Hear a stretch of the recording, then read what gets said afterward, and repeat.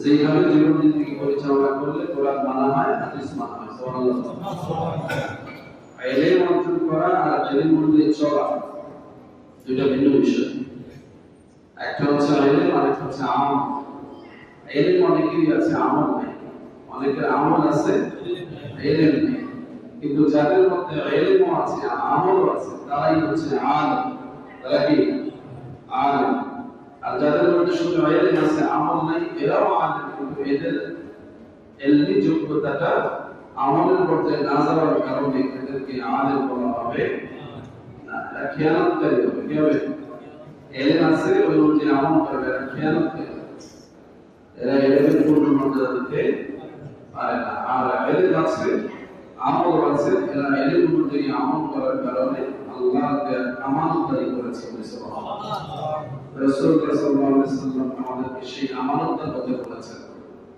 যার কারণে আমরা আমাদের আলেমদেরকে শ্রদ্ধা করি। তাদেরকে যারা ইলম রাখেন, আমল রাখেন, আমাদেরকে যেভাবে গাইড করেন, তাতে করে আমরা যখন আমল করি, ইলমের আলোকে আমল করার কারণে আমরা সফলতা কামনা করি। এবং এটাই ইসলামের রীতি। রাসূলুল্লাহ সাল্লাল্লাহু আলাইহি ওয়াসাল্লাম তার সাহাবীদেরকে এইভাবে পরিচালিত করেছেন। সুবহানাল্লাহ। পরিপূর্ণ ইলম ছিল রাসূলুল্লাহর কাছে। সেই ইলম অর্জন করেছেন কয়েকজন বিশিষ্ট সাহাবী। কিন্তু সমস্ত সাহাবীরা রাসূলুল্লাহর ইলম থেকে আমল নিয়ে সফল হয়েছেন। সুবহানাল্লাহ। এজন্য আলেমদের থেকে আমাদেরকে আমল নিতে হবে। কাদের থেকে? আলেমদের থেকে। কাদের থেকে? বলেন, কাদের থেকে? আলেমদের থেকে। কারা আলেম? যাদের ইলম আছে, আমল আছে। খেয়াল রাখবেন, শুধু ইলম আছে, আমল নাই, এরা আলেম না। এদের থেকে কোনো আমল নেওয়া যাবে না। যারা ইলম আছে, আমল আছে, এদের থেকে আমল নিলে আপনি সঠিক মাত্রার আমল পাবেন এবং সেটা কোরআন হাদিস দ্বারা সমর্থিত হবে, আপনি সফল হবেন।